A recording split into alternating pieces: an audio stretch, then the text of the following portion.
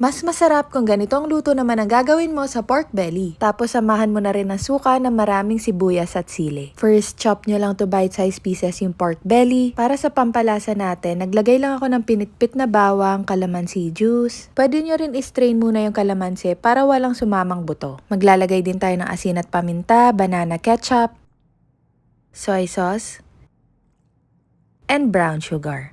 Then, haluin lang. Pwede nyo naman to i-marinate overnight, pero for this recipe, di muna tayo magmamarinate. Maglalagay din tayo dito ng cornstarch, tapos haluin lang natin uli until fully combined.